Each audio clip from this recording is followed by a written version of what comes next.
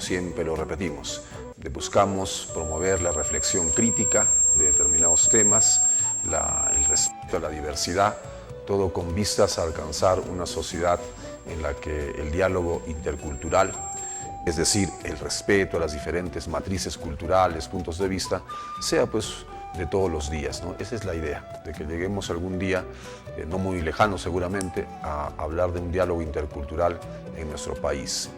Bien, y el día de hoy vamos a tener un programa especial, un programa dedicado, siempre lo hacemos en dos bloques, ¿no? Si recuerdan ustedes, nuestro programa siempre es dividido en dos partes, pero en esta ocasión sí vamos a seguir con nuestras dos partes, pero de un solo tema. Vamos a conversar, vamos a analizar el discurso presidencial del 28 de julio, que el presidente presentó ante el Congreso de la República, el presidente Martín Vizcarra. Entonces, para eso tenemos dos invitados y vamos a charlar sobre este discurso presidencial, ¿no? Un poco qué hubo, qué no hubo, qué aspectos podemos un poco enfocar más, ¿no? Y ponerle más atención. Así que vamos inmediatamente con nuestro primer invitado. Es un gusto estar con Domingo Mendoza. Él es sociólogo, politólogo, un analista reconocido, amigo nuestro, que va a estar con nosotros el día de hoy. Así que inmediatamente el saludo a Domingo. Domingo, muy buenas noches. Hola, buenas noches. Un gusto estar contigo y un agradecimiento a IDECA por la invitación. Así es. Domingo, ¿qué te parece si, bueno, nuestra metodología siempre es presentar un video, en este caso vamos a hacer un video de varias versiones, un vox pop de opiniones sobre el mensaje presidencial y luego charlamos. Vemos el video. Ok.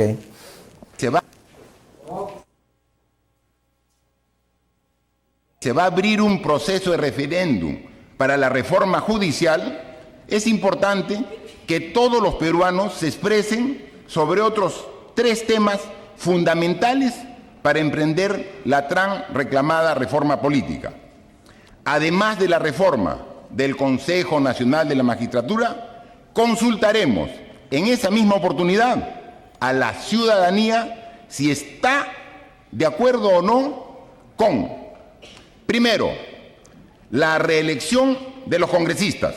Sí, esa propuesta es interesante, ¿no? Porque de alguna manera va a tener que ayudar en que ciertos congresistas están bastante tiempo en el Congreso sin hacer nada, sin hacer ningún tipo de obras en beneficio de la población. Solamente ellos piensan en su situación, ¿no? Por el interés personal. Y es muy buena propuesta y debería ser así. Y estoy de acuerdo con esa propuesta. Bueno, se podría decir que se esperaba mucho por parte de la población, de los jóvenes, pero tenemos que ver hechos, no que solo quede en palabras. Sí estoy de acuerdo porque es momento de darle la oportunidad a nuevas personas para que existan cambios verdaderos desde donde realmente la población se siente identificada con sus representantes. Bueno, creo que ha tocado puntos importantes. Es muy importante lo que ha hablado sobre la corrupción. También creo que él muestra mucha preocupación por nuestro país. Esos signos me parece que son importantes, así que creo que tenemos esperanza por un gobierno que haga las cosas bien. Bueno, es un mensaje bastante sopesado y, muy bueno en general. Y creemos que todo lo que se ha hablado de la reforma del Poder Judicial, del Consejo Nacional de la Magistratura, que es el tema candente, ojalá que tenga efecto, que se realice y que tenga un presupuesto para hacerse eso, porque de todas maneras todas las cuestiones que tienen que ver con reformas del Estado tienen que haber presupuestos. La parte más importante para mí sería la parte del referéndum, ¿no? De que, bueno, en vista de que en el Congreso vemos tantos años en el Congreso los más antiguos, no hay ningún cambio, ¿no? no hay ningún cambio, entonces me parece esa parte un punto importante. Bueno, es un mensaje bastante sesudo, nos abre la esperanza de un Perú con nuevos visos, sobre todo ante la corrupción, que lamentablemente es un mal generalizado, y en el aspecto económico veo que los ingresos que va a tener este año el país por exportaciones van a sumar a 52.000 millones de dólares. Es un mensaje donde solamente le está dando como algo que quiere la población, está vendiendo información, pero no veo nada concreto que se va a hacer.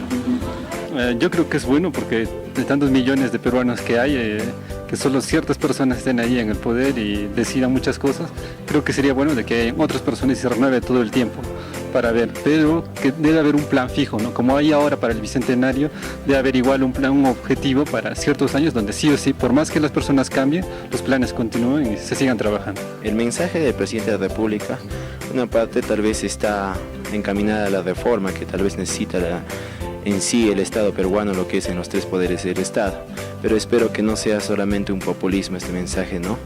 Que sea concreto, ¿no? Justamente con lo que es, con la primera que dijo que necesitaría la reforma de lo que es el Congreso a través de que si se puede reelegir o no los congresistas, ¿no? Es un paso muy importante porque sabemos que están congresistas que están 15, 20 años, lo que es en el Congreso de la República, ejemplo Mulder, mismo Luz Salgado, ¿no? Desde el tiempo de Fujimori están. ¿Acaso no hay gente del Perú? Sí hay. Lo que pasa es que ellos son interesados que buscan intereses entre ellos mismos. Se venden, digamos así. Si se compran, se venden. Sí. Ojalá que cumpla todo lo que está diciendo, ¿no? Que se comprometa a cambiar realmente, que haya cambios en todo nivel. No solo de Lima, sino también en las ciudades, en los departamentos, en todo sector. Ojalá que cambie todo.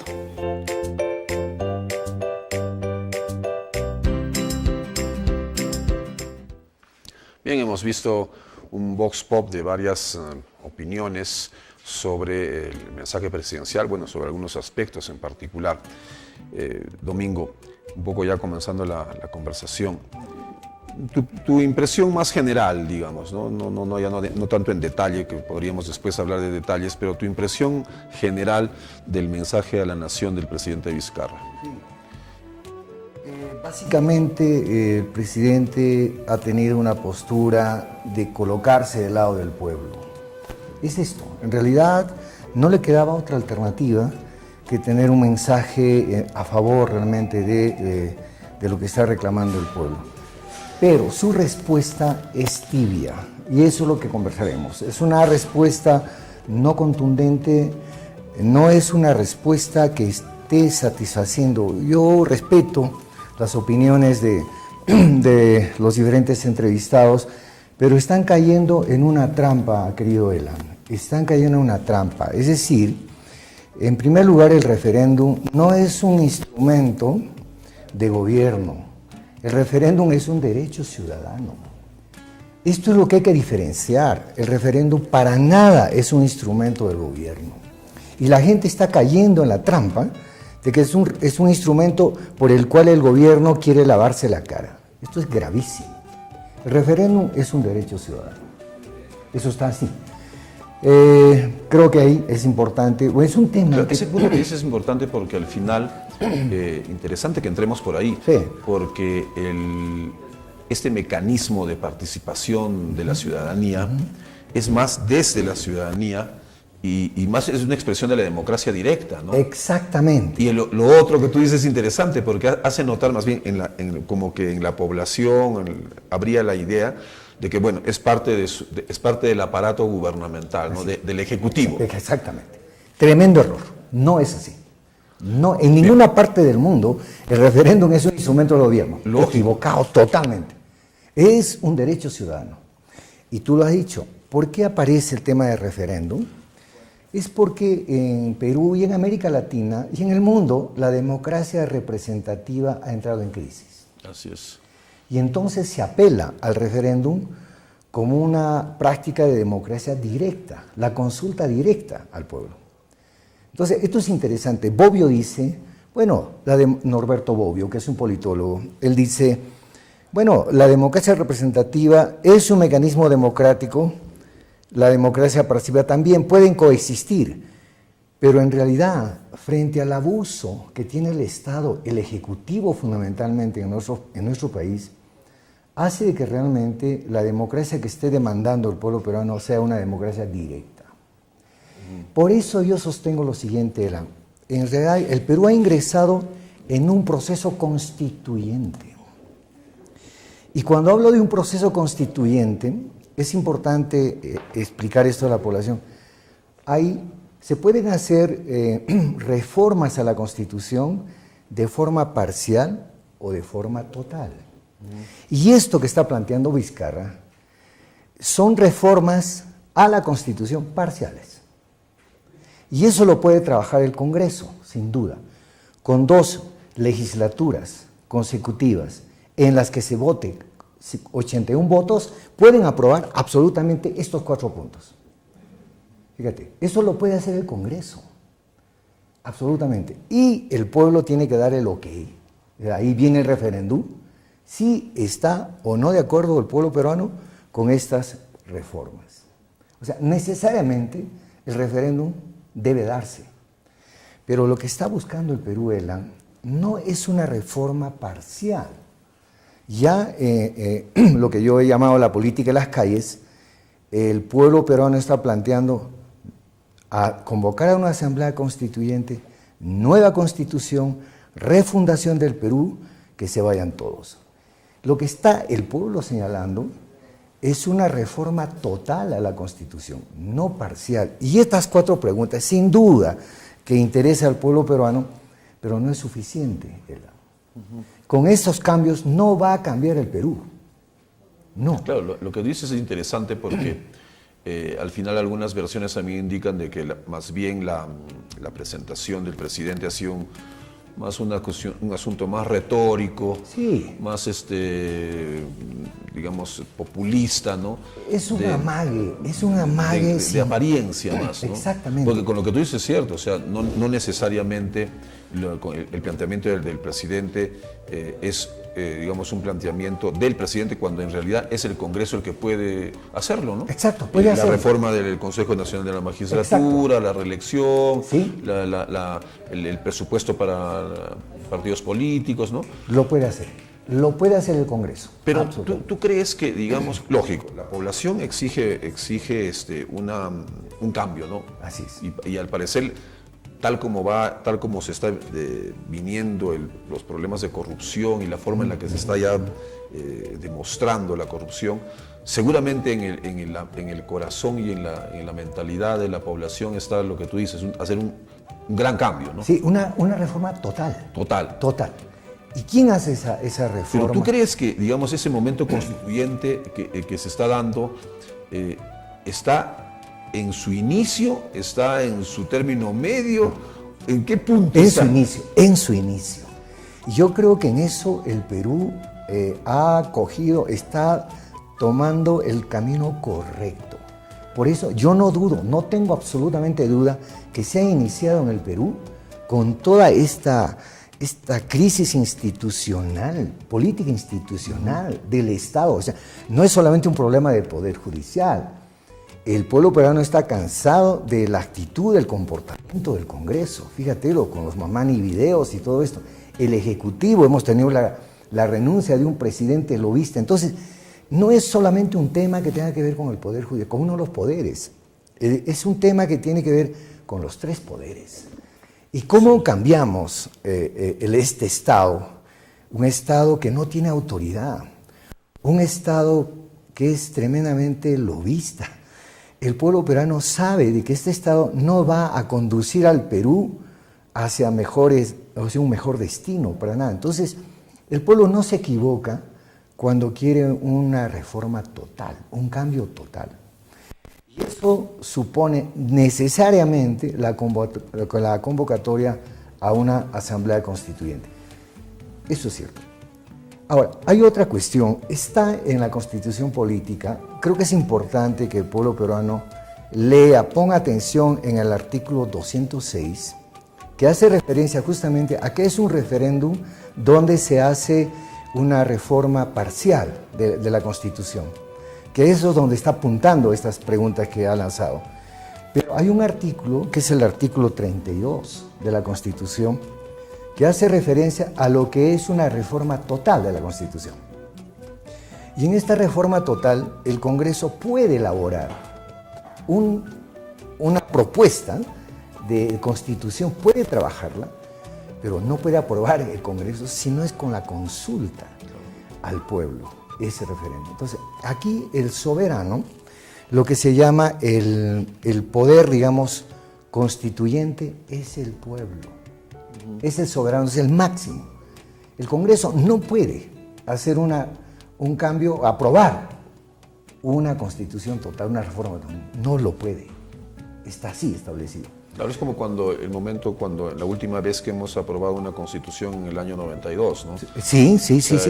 El texto constitucional que el Congreso, llamado en ese entonces Congreso Constituyente Democrático, exactamente. Elabora, y es el pueblo el que finalmente... Lo trabajaron en el Congreso, lo trabajaron los fujimoristas. Exacto, y es importante decir esto este domingo porque a veces la población no toma la debida conciencia de que el soberano de la nación no es el presidente, ni el Consejo de Ministros, ni los congresistas. El soberano de la nación es el ciudadano. Así es, exactamente.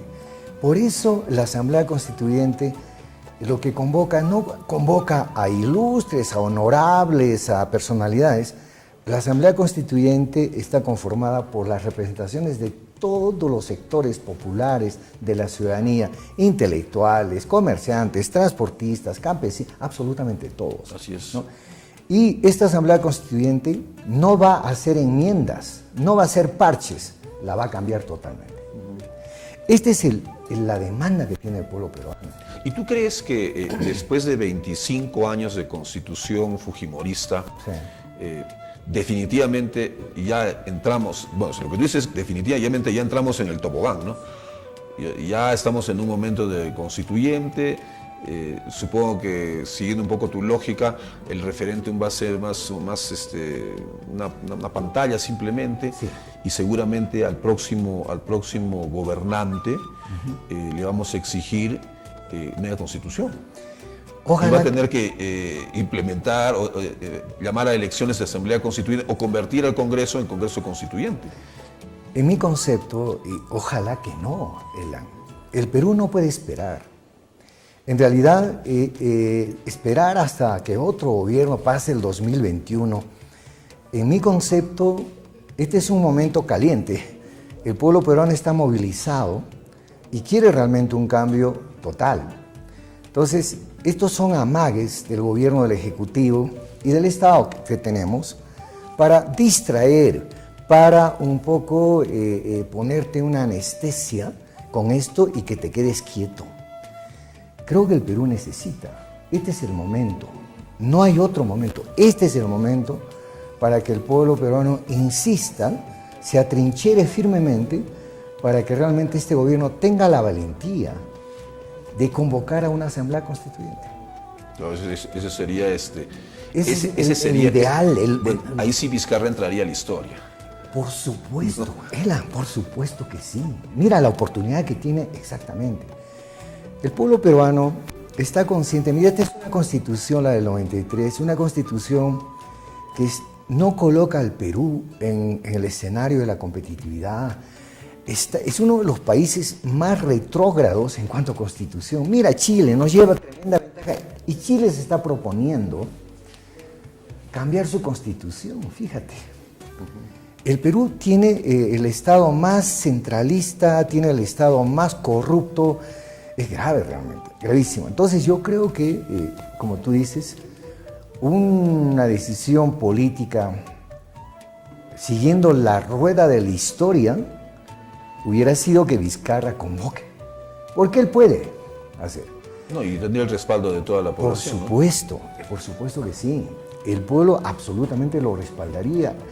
¿Tú crees que este Congreso va a llamar a una asamblea constituyente? ¿Tú crees que ahora hay reticencias, hay gente que dice, están echando leña al fuego, esta es una actitud incendiaria. Fíjate las actitudes de defensa que tiene en este momento el Congreso. Por lo tanto, yo no confío absolutamente en este Congreso. Creo que el presidente no está siendo correctamente asesorado. Hay que ver, Elan, las experiencias que tenemos en países latinoamericanos sobre el tema de la Constitución. Y el Perú, como te digo, necesita urgentemente. No es solamente un problema de la bicameralidad, el tema de la no reelección de los congresistas, absolutamente. Hay otros temas fundamentales que tienen que ver, por ejemplo, con el régimen económico.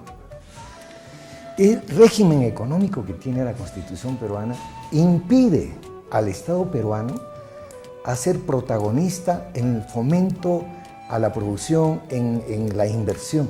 Es lo que se llama en política Estado hueco. Tenemos en el Perú un Estado hueco, que todas las inversiones las delega al sector privado. Y es el sector privado que implementa las políticas públicas. No las implementa el Estado peruano, sino el Estado peruano traslada esto a la empresa privada y ahí están los negociados, ahí están las coimas, la corrupción. Fíjate, el Estado no tiene capacidad de ejecución. Es un poder ejecutivo entre comillas, porque quien ejecuta en realidad son ese sector privado. Eso es producto de las medidas del consenso de Washington, donde le quitan al Estado peruano el poder para hacer que el mercado se imponga, que la empresa privada tenga tremendamente privilegios en eso. Y Sergio Moro es un ejemplo de cómo defiende la corrupción, pero a la empresa privada la protege. ¿Tú crees que a Sergio Moro le interesa, estoy hablando del juez brasilero, ¿no? ¿Tú crees que le interesa a él abogar por la corrupción contra el pueblo brasilero? No. Él está ahí, ha sido capacitado para realmente luchar contra la corrupción que atenta contra los intereses privados de las empresas. Entonces, es importante conocer... Claro, hemos tenido 25 años de una constitución neoliberal, en el cual se consideraba que la llave del progreso nacional es entregando, digamos, al sector privado, a la inversión transnacional, las posibilidades del desarrollo, ¿no? Exacto. Y al parecer no se cumplió el sueño, ¿no? El sueño de los neoliberales peruanos no se cumplió. Exacto. Mira, la primera generación de medidas a reformas al Estado es el famoso ajuste estructural. Adecuar el Estado al mercado. Y la segunda generación de medidas de reformas al Estado tiene que ver con la descentralización, con la reforma política. Y justo estos 4 puntos que plantea Vizcarra responden a un concepto neoliberal de reforma del Estado. Se quedan exactamente, son parte de esta segunda generación de reformas. Pero lo que está demandando el pueblo peruano es una reforma total, es otro enfoque de cómo tiene que refundarse el Perú. Así es. Y eso supone realmente que la sociedad civil peruana se transforme en una sociedad política. Necesitamos más que nunca, Elan, en estos momentos, imbuirnos de teoría política, conocer la Constitución. Y te digo, el Tribunal Constitucional es un enemigo del pueblo peruano. No tengo duda que va a empezar a manipular este tema del referéndum. Por eso creo que es importante que estemos atentos, que elevemos nuestro nivel de cultura política para entender realmente qué es el referéndum. Mucha gente está confundidísima, hay opinólogos de todo tipo que están realmente distorsionando, confundiendo lo que es un referéndum. Como te digo, el referéndum no es un instrumento de gobierno, es un derecho ciudadano y tenemos que defender eso. Así es.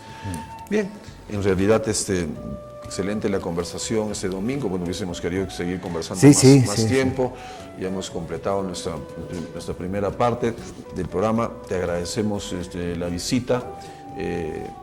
Nos tienes que volver a visitar. Con todo gusto, con todo para gusto. seguir charlando, por supuesto, un poco analizando este contexto, ¿no? Y me parece interesante que hemos comenzado un poco analizando el discurso, pero yendo más allá, ¿no? Por supuesto. Más allá, porque nos podemos quedar un poco en la parte decorativa, ¿no? Pero creo que hay asuntos de fondo y con lo que tú has mencionado es muy cierto. Muchísimas gracias, Domingo. A ti, Elan. Y hasta una próxima. En una próxima oportunidad salimos con Domingo Mendoza. Bien, se aclararon algunas cosas, un poco la parte parte general, un poco la parte de la visión general, ¿no? Hay algo que está detrás, hay algo detrás de todo esto, y el pueblo peruano tiene la voz para alzar, y bueno, ahí está pues el cambio, la posibilidad de una nueva asamblea, bueno, de una nueva constitución con una previa asamblea constituyente.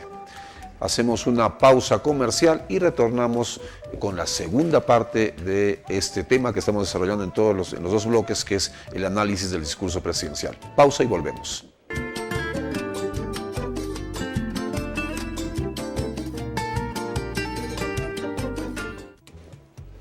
Bien, seguimos con ustedes en este programa que hemos dedicado el día de hoy a hablar del discurso presidencial y todas las posibilidades de enfoque, de perspectivas que puede haber alrededor de este mensaje presidencial.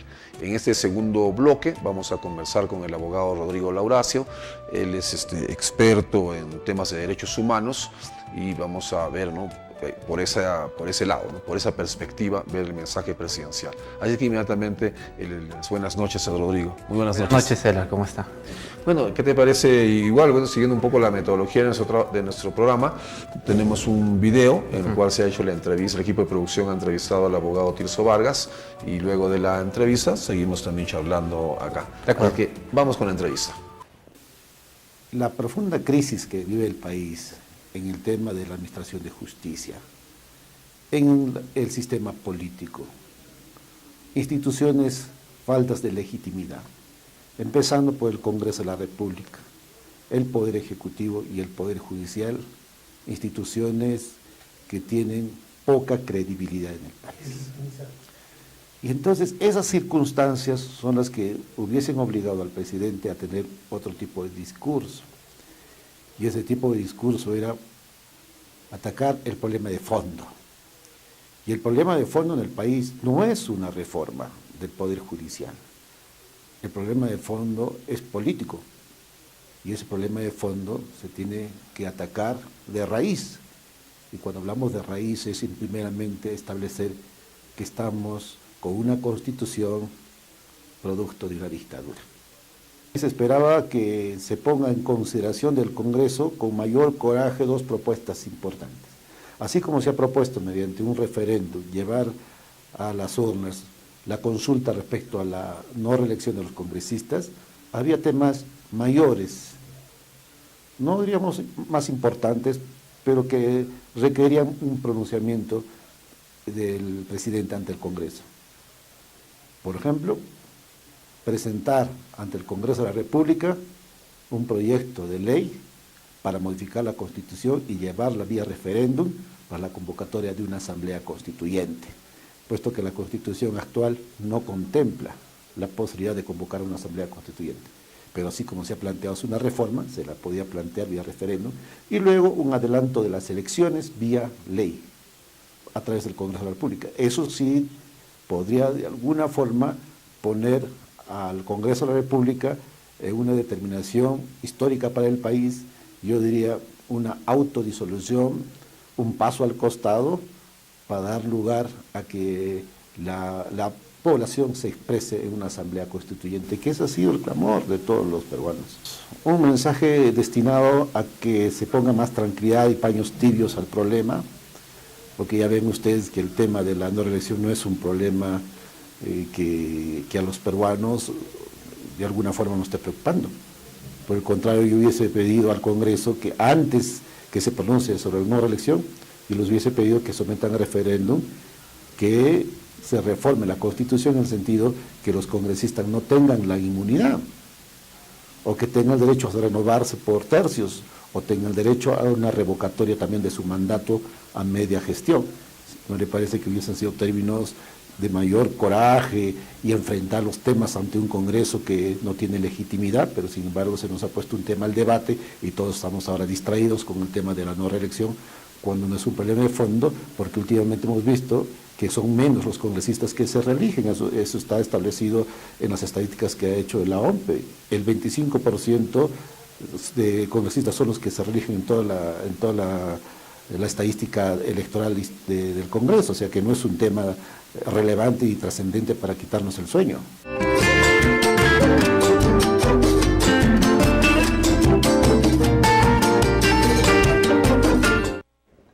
Bien, hemos tenido la versión, el equipo de producción ha preparado una entrevista con Tirso Vargas y bueno, y ahí lo que se notaba, Rodrigo, es que tal como en primer bloque conversábamos con Domingo, esta idea de la Asamblea Constituyente, la nueva Constitución, tú también eres partidario de que ya hemos entrado en ese tobogán y ya no hay vuelta que darle. ¿Ves eso en el horizonte? Sí. Creo que como en la anterior conversa se decía, gran sector de la sociedad peruana está en descontento, ¿no?, con la forma como se ha estructurado, pensado y diseñado el andamiaje del funcionamiento de nuestro Estado en la Constitución del 93, ¿no? Desde el movimiento de derechos humanos creemos que hay muchas cosas que se han obviado y que sí merecerían algún tipo de reforma, ¿no? Pero también tememos que de la posibilidad de darse un congreso, una asamblea constituyente, existiría la posibilidad también del grado de influencia que podría tener el fujimorismo. Para hacer una reforma constitucional total, necesariamente se tiene que llamar a un Congreso Constituyente y va a haber unas elecciones para elegir a los congresistas que van a ser parte en este constituyente, en esa hipótesis, ¿no? Y nuevamente existiría una gran representación del fujimorismo, porque en las dos últimas elecciones nacionales han habido un gran número de elegidos, ¿no?, de fujimoristas. Entonces, como hoy vemos cómo se maneja el tema del legislativo, existiría la posibilidad de que se diseñe y se arraigue más aún instituciones estatales como el modelo económico, ¿no?, el cual hace un momento se cuestionaba y decía que se había diseñado para generar un tipo de actividad, de un modelo económico que limitaba la participación del Estado y que priorizaba el sector privado en menoscabo de otros sectores, ¿no?, como el caso de los pueblos indígenas, que mucho nos llama la atención en Puno, ¿no? Entonces existiría ese riesgo. Entonces creo que antes de aventarnos a la posibilidad de una nueva constitución, creo que existiría la necesidad de fortalecer las instituciones sociales, ¿no?, las organizaciones sociales que puedan poner en agenda temas que deban ser incluidos en una nueva constitución. Lo que tú dices es importante porque estamos introduciendo una cuota de realismo, ¿no? O sea, al final podríamos entrar en podría haber una convocatoria, una asamblea constituyente, pero tal como están los números, el ambiente, digamos, la tendencia es a que siempre el fujimorismo tenga como mínimo un tercio del electorado como mínimo, y ese tercio sólido le permitiría una mejor negociación en vistas a una futura constitución que quizás podría ser más neoliberal que la que tenemos.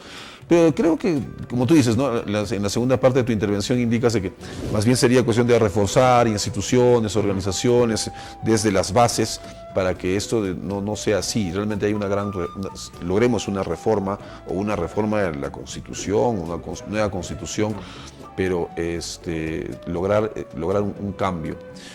Y un poco entrando a lo que me decían nada más al principio, hay aspectos en la Constitución que sobre derechos humanos, sobre pueblos indígenas, no están en esta Constitución, y en una futura podrían o no estar, pero digamos, en el caso de que sí pudiesen entrar nuevas instituciones, nuevos temas, nuevas estructuras, ¿qué le falta a nuestro ordenamiento constitucional en el tema de pueblos originarios, derechos humanos?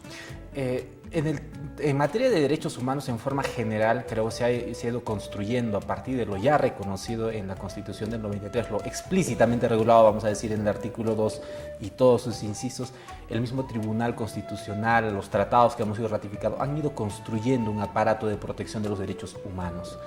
Pero se han dejado de lado algunos aspectos esenciales para los sectores vulnerables: mujeres, población LGTBI, pueblos indígenas, niños. Para estos grupos sociales vulnerables debido a su condición, nuestra Constitución no ha desarrollado un conjunto de instrumentos, principios, valores para protegerlos.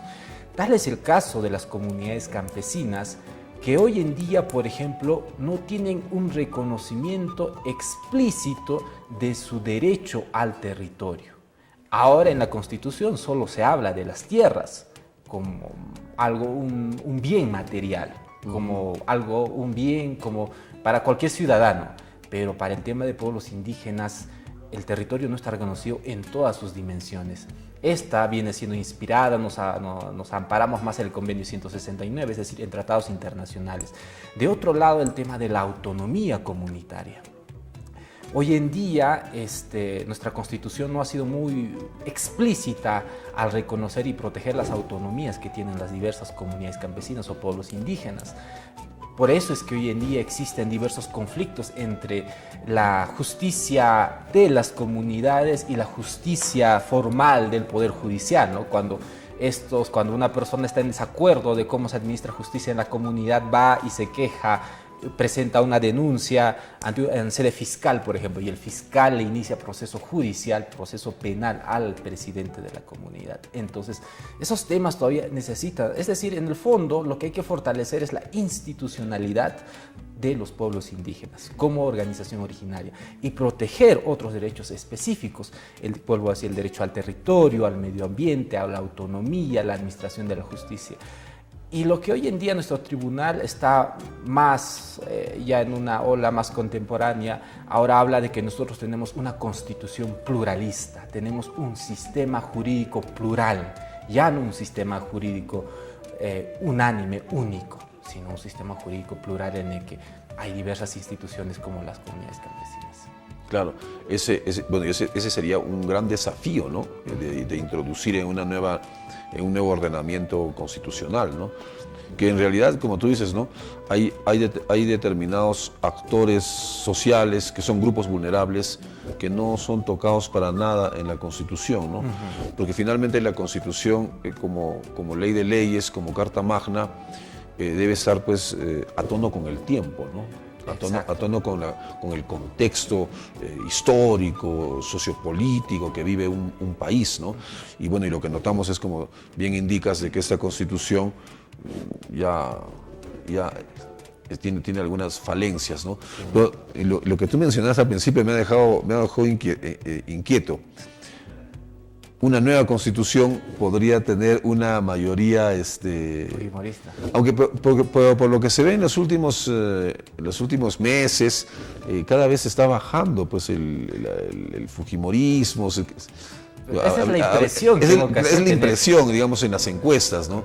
Habría que ver en el momento de las elecciones si nuevamente este pueblo fujimorista, que es un pueblo en fondo autoritario, le daría un respaldo, ¿no? Y tendríamos una asamblea constituyente adversa, ¿no? Sí, a veces en las últimas dos elecciones, siempre alejadas las elecciones como tal, siempre hemos tenido la impresión de que el fujimorismo pierde votos, pero en el momento de las elecciones se consolida, ¿no? Es un voto escondido, ¿no? Sí, al final es eso, ¿no? Porque también, como tú decías, en nuestra sociedad hay personas que están con una plena convicción y creencia en el fujimorismo, debido, pues ellos siempre sostienen que Fujimori logró erradicar el terrorismo, les dieron beneficios, entonces hay gente que cree en el fujimorismo aún, ¿no? Entonces es muy complicado revertir esos votos, ¿no? Entonces esto podría arraigar y tener al final una constitución muy liberadora, como decías, y quizás en el fondo, incluso lo que nosotros más tememos, sobre todo en el campo de pueblos indígenas, en relación con el tema del modelo económico, se arraigue, ¿no? En materia económica, prioricemos más aún, fomentemos más aún y demos mayor beneficio al tema del extractivismo, ¿no? Esto devendría en desmedro directamente sobre los pueblos indígenas. Hoy en día la actividad extractiva de hidrocarburos, de minería, está siempre asentada en territorio de pueblos indígenas, amazónicos o del altiplano, ¿no? Entonces, esta actividad siempre menoscaba los derechos de los pueblos indígenas: consulta previa, territorio, medio ambiente, integridad, salud, hasta su misma existencia, ¿no? Muchos pueblos indígenas en nuestro país han sido desplazados. Aquí en Cusco, en Apurímac, hay pueblos reasentados, reubicados, ¿no? Ahora no hay quien los repare, los remedie, y ellos se sienten impotentes. Y en todo este ambiente en el que hemos podido ir descubriendo que la justicia no logra justicia social, sino otorga justicia en ocasiones a personas que tienen un poder económico. Así, y en el mensaje presidencial ha sido uno de los temas más ausentes, ¿no? El tema de medio ambiente, pueblos originarios, como que es un área temática que no se quiere tocar, se quiere soslayar, pero seguramente porque hay fuertes intereses detrás, ¿no? Sí. Vamos un poco en la segunda parte de esta entrevista, vamos a hablar un poco entrar un poco al mensaje, ¿no? Algunas cosas que quizás te han dejado como impresión el mensaje del presidente. Pero vamos a hacer una pausa comercial y retornamos luego.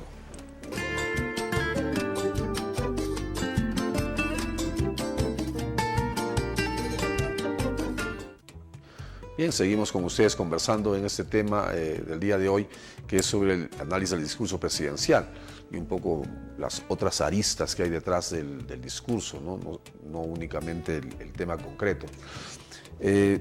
Pero conversando ahora con Rodrigo Lauracio, quedamos un poco viendo la posibilidad de una asamblea constituyente, el hecho de que determinados temas que son de nuestro interés no se incorporen o no se incorporen adecuadamente.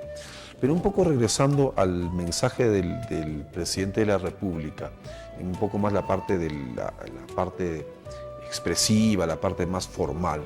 ¿Qué impresión tienes tú del mensaje que tuvo el presidente?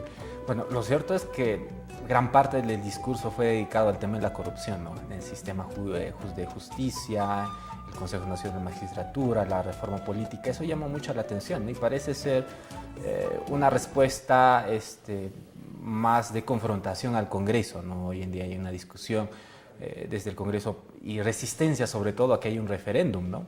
Creo que en forma general es un paso y lo que él busca es apoyarse en la sociedad para generar algún tipo de cambio o reforma.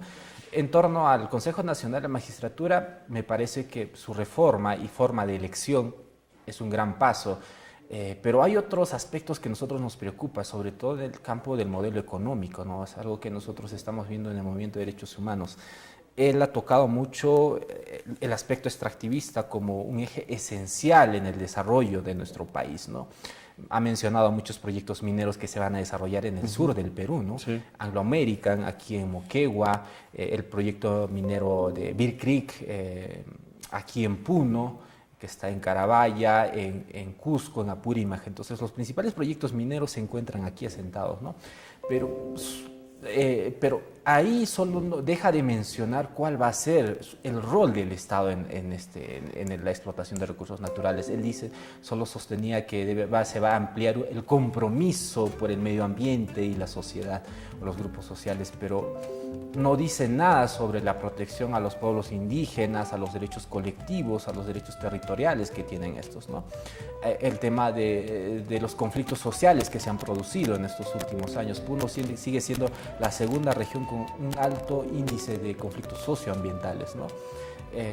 Y de otro lado, en materia de pueblos indígenas, solo habló del tema de funcionarios públicos que han sido capacitados para ser bilingües, ¿no? Habla de unos 323 funcionarios públicos que son de habla quechua y español, algunos traductores oficiales que se tienen un número de 300, pero no habla de políticas generales para proteger y promover la cultura, la identidad, la existencia de los pueblos indígenas, ¿no? Entonces, y de otro lado también tenemos el derecho al medio ambiente.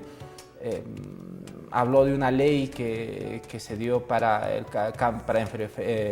enfrentar el cambio climático, pero no hay acciones concretas, ¿no? No habló, por ejemplo, sobre cómo se han flexibilizado los estándares de calidad ambiental, ¿no? Sobre todo en beneficio de actividades extractivas. En los últimos 2 años se han modificado muchas normas ambientales reduciendo los estándares, ¿no? O sea, reduciendo el margen de protección a los derechos ambientales.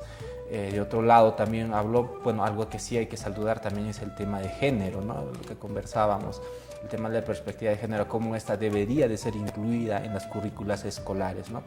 Hoy en día hay un gran sector de nuestra sociedad que se resiste a estos cambios, pero creemos desde el Movimiento de Derechos Humanos que es importante que nuestros hijos y nuestros niños se les enseñe el tema de género, ¿no? La protección de los derechos, el derecho a la igualdad, la no discriminación, el trato que se le debe dar a otras personas que optan por otra forma de sexualidad o género, ¿no?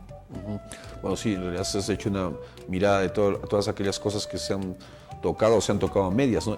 Y especialmente este punto de esta flexibilización de las normas ambientales, que al parecer es política del Estado peruano. O sea, es política del Estado peruano flexibilizar normas ambientales y ponerse del lado de las empresas extractivas bajo la idea, el San Benito de que solo con la inversión transnacional y la exportación de minerales vamos a alcanzar el desarrollo. Y llevándonos de encuentro a todas las poblaciones originarias. Eso de que la minería es el que nos genera desarrollo es una utopía, es un discurso que han creado un sector. Básicamente lo ha creado la CONFIEP y las empresas mineras, ¿no? Hay un libro interesante que escribe Cooperaction, Recaudación Fiscal y Beneficios Tributarios en el Sector Minero, una publicación de Cooperaction, una ONG limeña, en el que hacen una sistematización y análisis y llegan a la conclusión siguiente. Dice, la minería del año 2016-2017, ¿cuánto aportó al PBI? El PBI es el Producto Bruto Interno Nacional, ¿no? Y ni te imaginas, 5.4%. Del 100% de nuestro PBI, la minería solo aporta el 5.4%. Hidrocarburos solo llega a 3.4%.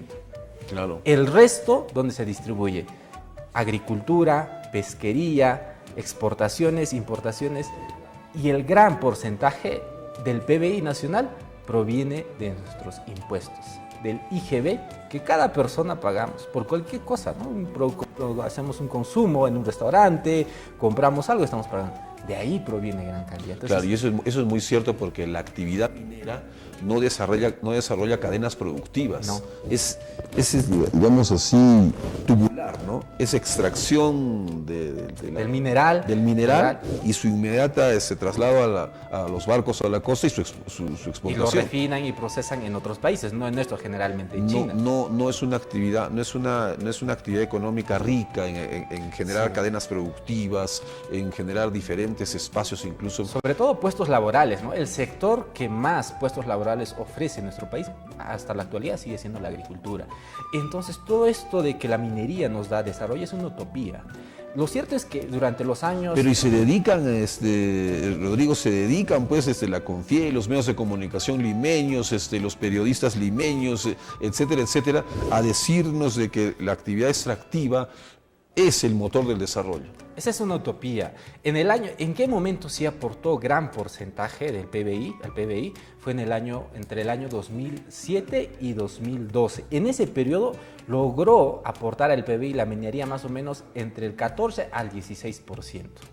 Pero, ¿qué sucede? En la actualidad, por beneficios tributarios que se le da a las empresas mineras, hoy en día nosotros aproximadamente les devolvemos, es decir, no pagan ningún tipo de tributos, es más, les devolvemos más o menos aproximadamente 3.000 millones de soles anualmente, por beneficios tributarios. Y algo que está volviendo a lo que tocábamos, la Constitución, por una disposición que está en nuestra Constitución, artículo 62, contratos ley.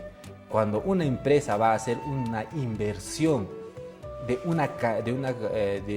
dinero considerable, se amparan en los contratos ley, en los contratos de estabilidad financiera o tributaria, y el Estado se compromete a devolverlos. A veces, en ocasiones, cuando una empresa va a un territorio, construye escuelas, postas, carreteras, diciéndole a las comunidades que este es un beneficio para ellos. Pero esa inversión que hace, a la larga se va a descontar de los tributos. Es decir, eso está dando a cambio de tributos. Si invirtió 3 millones de dólares, eso luego se descuenta de los tributos. Al final, no está aportando, no está dando una inversión directa, ¿no? Entonces, y es el hecho de que, digamos, incluso se hablaba mucho político y a la vez intelectual, Manuel Dagmer, que siempre hablaba de que somos una república lobista, pues, ¿no? Sí. O sea, en realidad no es que aporte la minería, pero lo que sucede es de que el Estado, los políticos le sirven de lobby al gran inversor transnacional, ¿no? Entonces, claro, poniendo la pantalla de que sí, la inversión, las transnacionales son el desarrollo, pero no, realmente están sirviéndole como si fuese pues, un empleado Sí, y hoy en a sus día, beneficios, ¿no? El lobby, como comúnmente le llamamos, es legal en nuestro país. La sociedad de minería y el sector minero tiene muchos gestores de negocios que están registrados e inscritos y van y conversan con la Comisión de Minería en el Congreso. Van y se entrevistan, tienen conversaciones con el ministro de Energía y Minas, con el ministro del Ambiente. A eso obedece lo que tú decías, la reducción de las normas de protección ambiental. Recordarás, Elar, que hace 2 años atrás, desde el sector minero se decía que había que destrabar las inversiones. Había muchas normas que obstaculizaban la inversión, sobre todo ambientales. Claro. Estos han hecho sus gestiones de interés, vamos a decir, en el Congreso, y hoy en día se aprueban normas que cada vez más van reduciendo el medio ambiente.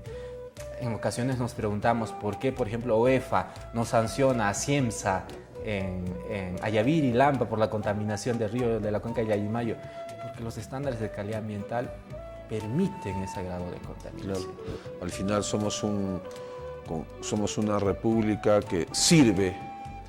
Ese es el cuestionamiento que se hace de ser un país que solo extrae materia prima, beneficia a otros países que extraen, a empresas que extraen nuestros minerales, ¿no? Hoy en día en la región de Puno hay muchas empresas canadienses, chinas, Big Creek, ¿no? Uno de los proyectos mineros más grandes que se va a hacer Corani, ¿no? Han violado los estándares, las condiciones de consulta previa, por ejemplo, a los pueblos indígenas y pues nuestro sistema jurídico, por ejemplo, no cautela la protección de estos derechos, ¿no? Así es. Bien, ya también llegamos a nuestro punto final. Te agradezco, Rodrigo, tu presencia. Hemos analizado el mensaje presidencial de otra manera, ¿no? Encontrándole esas otras aristas, esos otros elementos que no están pues, directamente en el ojo público, pero que deberían estar, ¿no? Como los temas que hemos desarrollado el día de hoy. Muchísimas gracias, Rodrigo. Gracias. Y será una nueva oportunidad de estar junto a ti. Bien, así llegamos a nuestro punto final y simplemente recordarles que el día de mañana a las 9:30, de 9:30 a 10:30, el programa Hablemos de Nuestro Mundo en Radio Pachamama. Radio Pachamama, Hablemos de Nuestro Mundo, siempre desarrollando los temas que siempre hay una versión en televisión el día de hoy y mañana es la versión radiofónica, la versión que llega a otro tipo de público también. Bien, llegamos así a nuestro punto final. Muchísimas gracias y hasta la próxima semana.